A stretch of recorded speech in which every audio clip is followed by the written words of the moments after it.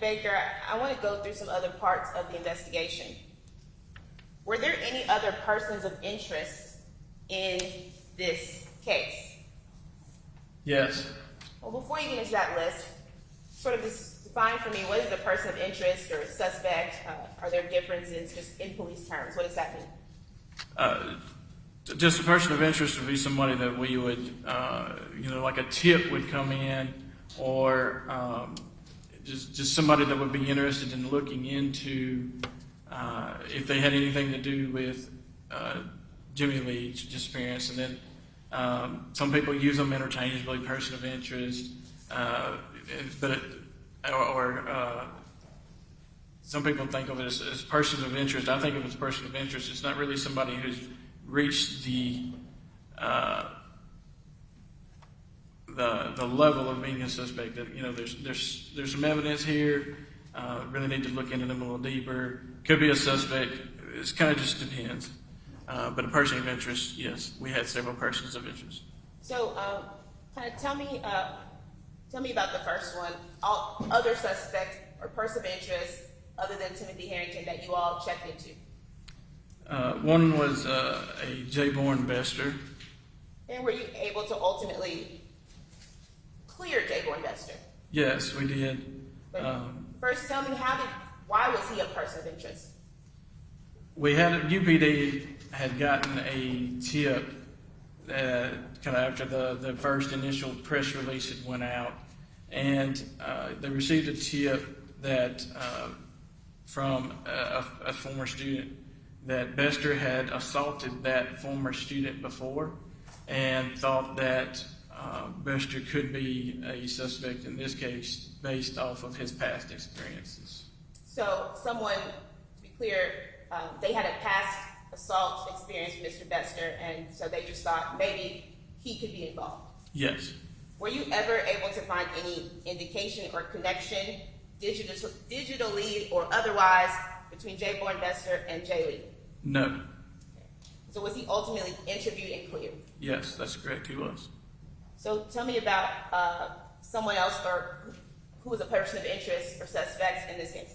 Early on in the case, Jose Reyes was a person of interest, basically just because the family at the time didn't know a whole lot about Jose, but thought that he might have been J. Lee's boyfriend at the time.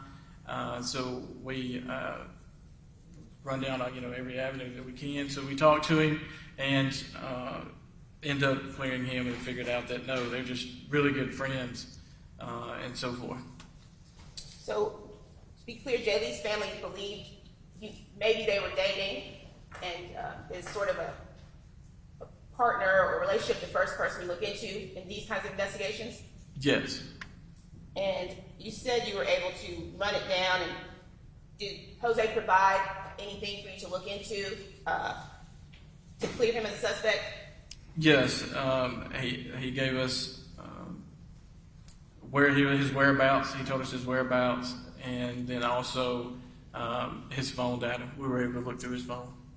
Okay. And so did everything check out as to Jose's location? Where was he in the, time between 5:58 a.m. and 7 a.m.? He was with his, I believe it was in Potts Camp, where he's from, with his partner. So tell me about another suspect or person of interest that you all looked into. LeBroderick Peterson. And why was he a person of interest? So LeBroderick was a person of interest because he was one of the people that had texted J. Lee earlier in that morning or late in that night of the 7th, 8th. He was one of the recent contacts in J. Lee's phone records. So I'm going to ask that. Y'all never got J. Lee's phone, correct? Correct. His CDR phone records, call detail records. So you were able to get that information from J. Lee's call detail records? Yes. And were you ever able to clear LeBroderick Peterson as a suspect? Yes. Did a phone extraction as well. And by his testimony and cooperation with the phone extraction, he had gone to Memphis, South Haven area that night, late the 7th, 7/7, into 7/8 morning, And then he had actually went over to Clarksdale in the Delta area and was not here in Oxford. So who was the next person that you all looked into? So we talked to Khalid Fears. Of course, he was one of the first ones, or one of the last ones to talk to him. You know, in a murder investigation or in a missing persons investigation, you got to clear everybody. You got to kind of go look through anybody that you can. And so we talked to Khalid, and of course, it was quick way to clear him. He was at work during the time the murder took place. Do you remember where he worked? At the hospital, Baptist Hospital here in Oxford.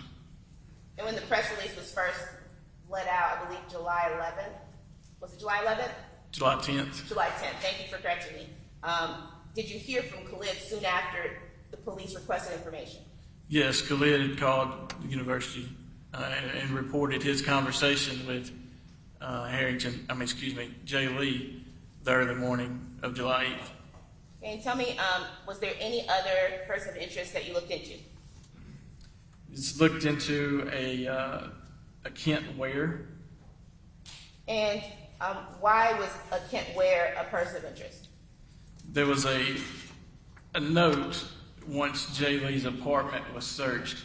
There was a note laying in the apartment, and it was kind of had something spilt on, or you couldn't quite make it out, a lot of it, but you could make out that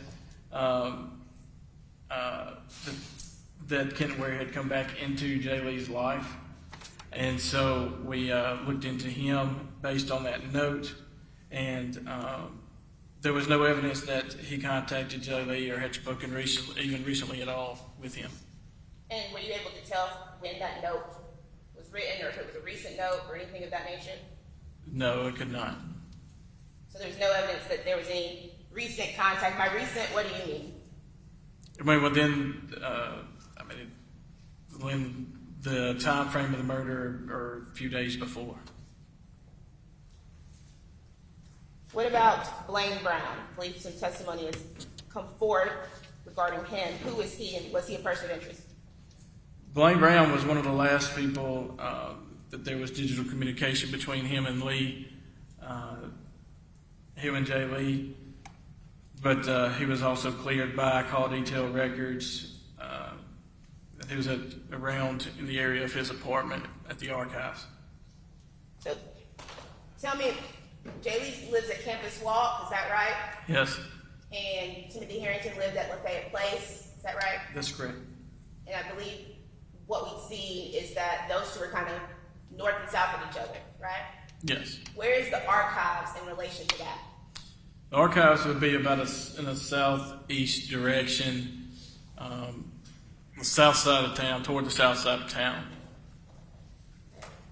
And I believe you said through phone, his phone, you were able to clear that he was not in the area of Campus Walk or Lafayette Place? Correct. Through his call detailed records, yes.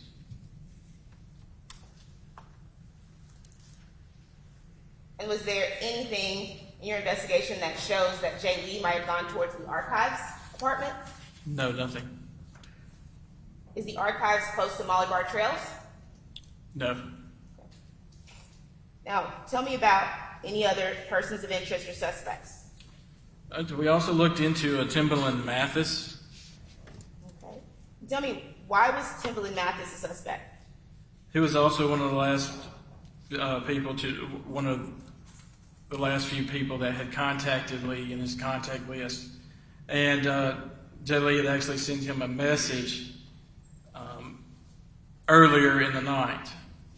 And Mr. Mathis didn't receive it till he had gotten off work at 5 o'clock. He responded, did not get an answer from Lee, but he was also cleared by his phone extraction, and his locations showed that he was around his residence. He had been at work earlier in the night and then was around his residence. Where was his residence? It was north of town out in the county. So was it anywhere near Campus Walk Apartments or Lafayette Place Apartments? No. Was it anywhere near Molly Bar Trail Apartments? No. You said it's phone records. Was there anything specific about what you saw in the phone data that helped you clear Timberland Mathis? Well, his location. Well, regarding what he was looking at. I'm giving a little leeway. Go ahead. Was Timberland Mathis looking at anything in particular while at his home? Yes, he was looking at pornographic sites. And was it a specific kind of pornographic site? Transgender. And in your experience, do people usually give their phones to others to look at pornographic websites? Not in my experience. So you were able to clear him based on looking at where the general location of his phone and that the phone was in use at that time? Yes, that's correct. How many more now? Are you getting close on your name? Are you getting close on your name? Almost. I have a few more. Let's take a little short break anyway.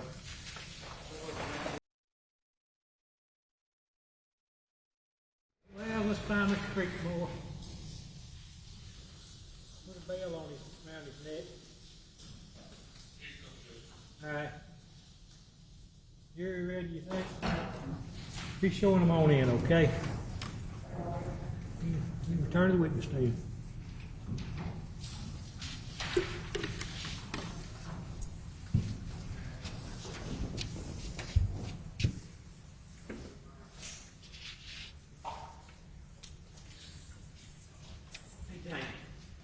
Sir?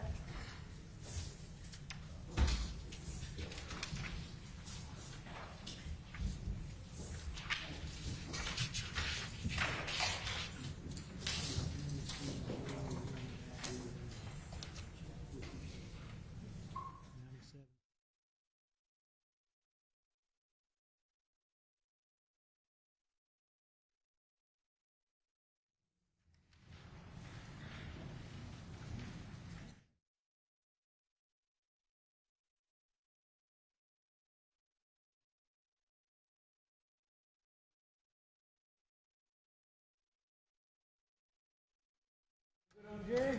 All right. Here we go. You may resume your direct examination of Officer Baker. Detective Baker, before our break, I believe we were talking about Timberland Mathis, and you said he was cleared by his phone data, which showed specific activity being done on the phone, not in the area of Lafayette Place or Campus Walk, when Jay Lee went to go meet someone and ended up never coming back. Is that correct? That's correct. Okay. I want to remind you, I'm going to point to a slideshow, one of the slides in State's Exhibit 96. I believe this might be something that we had skipped over before. State's Exhibit 96, if you look to the corner right here, 7:02 a.m., what time did that represent? The time that Herrington had gotten back to his apartment with the box truck from the links. Okay, and that was to be following the trip to Walmart, then the links to the box truck, then back to Lafayette Place. Yes. And from the phone dump data, it showed Timothy Herrington's phone Timothy Herrington's ping in the area of Lafayette Place apartments at that time. Would that be correct? Yes. Okay, so did Timothy Harrington's phone ping move to Molly Bar Trails area? No, it did not. So at that time, when he first arrived back home from Walmart, how long did the phone stay in the area of Timothy Harrington's Lafayette Place apartment, the phone ping? It was, let me look back.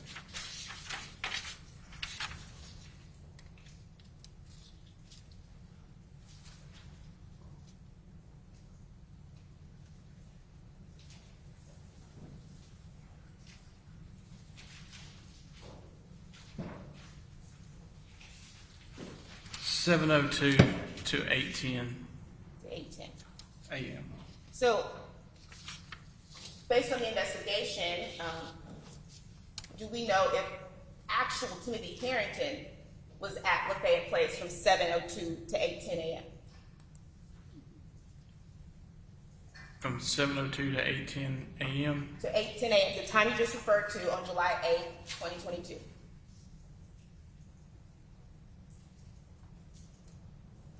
I'm sorry, I'm confused. I'm sorry, I'll repeat the question. We were just talking about how from 7:02 a.m. to 8:10 a.m., Timothy Herrington's phone ping was in the area of Lafayette Place Apartments. So, do we know if Timothy Herrington, the person, was also in the area of Lafayette Place Apartments? Do we know?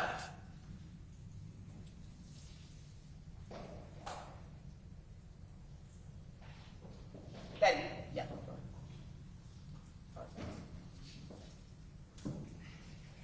No, because 7:41 he was stopped by Officer Rutherford, and also we got him on the Molly Bar Trails camera as well, running out.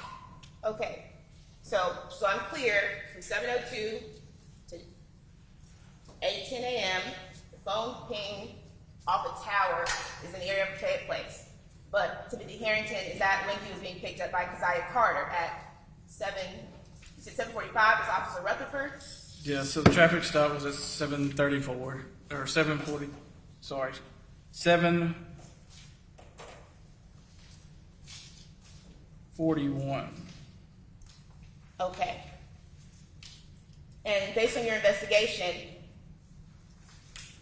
did Keziah Carter take Timothy Herrington back to his apartment? Yes. Okay, and I would point to, and we started this because Timothy Mathis, his phone was showing specific use during the time he was at home during the relevant period of JB's disappearance, right? That's correct. Okay. I would take you to turn the TV off, please.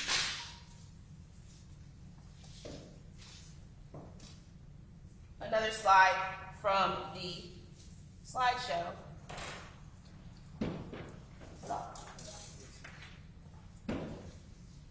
So, previously testified from 7:18 p.m. to 9:28 p.m., Timothy Harrington's phone ping is on a tower in the area of his parents' home. Is that correct? That's correct. And from that time to 9:28 p.m., was Timothy Harrington, the person, also at home that whole time? Not the whole time. And how did you know that? By the neighbor's video. And tell me if you know, was there specific use, similar to Timberland, on the phone during both of these periods to show that he was at home? No. So I want us to go back to our list of suspects or persons of interest. After Timberland Mathis, who was another person that you looked into? Looked into Devon Franklin. And why was Mr. Franklin a suspect or a person of interest? He was an ex-boyfriend of Jay Lee's. And were you able to clear Mr. Franklin as a suspect? Yes, the University of Alabama, he was there on campus, so the key swipes.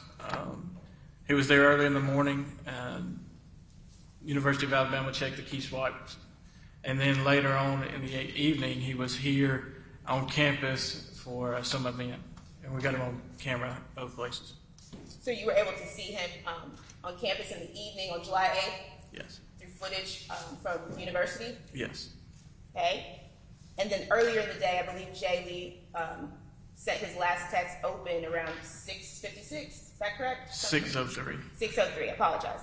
And when he sent that text, was Javon Franklin in Oxford at that time? No, it was not. What about Rashad Hayes? Were you able to look into that person? He was also cleared by phone extraction.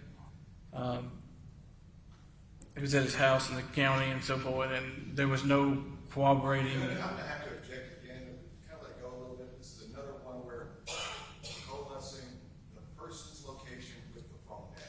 You can actually. Refresh, make sure that your I will tailor my question here.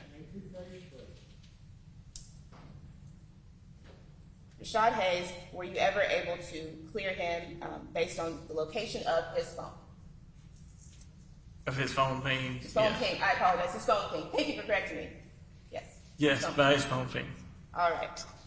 And was it in the area of Lafayette Place or Campus Walk Apartments? No, it was not. Phone pinging. And as to anyone else that you looked into? The next one would be Dominique Goolsby. Okay. Tell me who that is, why they were a person of interest. So he owned one of the vehicles that drove into Molly Bar Trails 20 minutes before Jay Lee's car.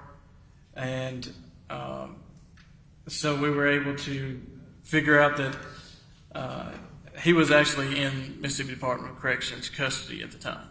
And his girlfriend was driving his car that lived at Molly Bar Trails. So he was in prison at that time. Yes. Okay. Anyone else? So there was a guy named AK. Mm-hmm.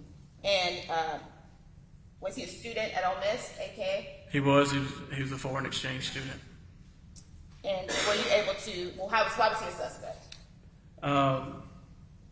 He was seen days prior around Jay Lee's apartment, going into and around the apartment. So just looked into him because he was around the area. And were you able to clear him? Yes, he was at the Uncommon and at class. When you say the Uncommon, what is the Uncommon? The Uncommon is another apartment complex here in Oxford. And you said he was also in class? Yes. And were you able to confirm that he was in both locations? Yes. And was that during the time period of, I believe, 6:03 a.m.? That's correct. Okay. Tell me who the next persons of interest or suspects that you all looked into were. Next would be Keziah Carter. And why did y'all look into Keziah? Because Keziah is the one that picked him up at the Rockets gas station. And so we looked into him. Were you able to confirm if he was in close to Jay Lee, or had any contact or communication with Jay Lee? No, he did not have any communication with Jay Lee. And who else did you look into? Looked into Tyson King. And who was Tyson King? Tyson King was Mr. Herrington's business partner in the moving company, little moving business that they had. And why did you all look into him? Because he was close to Timothy Herrington, and also the box truck. The box truck was around his apartment where it was parked at the links, and so we looked into him as well. And were you able to clear Mr. King from the suspect list? Yes, I was. He was in his hometown of Hattiesburg at the time of the murder. And who else? Juan Robertson. And who was that? Juan was in the box truck with Tyson King at the time that he was stopped. We talked to Juan, and there's no connection between him and Jay Lee. Was he even working for their moving company at that time? He was not. So of all these people we went through, I believe Jay Bourne Bester, Broderick Peterson, Kent Ware, Timberly Mathis, so on. When Jay Lee sent the 6:03 a.m. text open, who did he send that to? To Tim Harrington. And was it to any of these people? No, it was not. And were any of these people confirmed to be in the area of Lafayette Place Apartments at this time? No, they were not. Do any of these people live at Lafayette Place Apartments? No. And the conversation that you all were looking into, the one between Red Eye and Jay Lee, were any of these people behind that account? No, they were not. Who was behind that account? Timothy Harrington. And after Jay Lee sent the open text, did he ever send another text to anybody on this list again? No, he did not. Brief indulgence.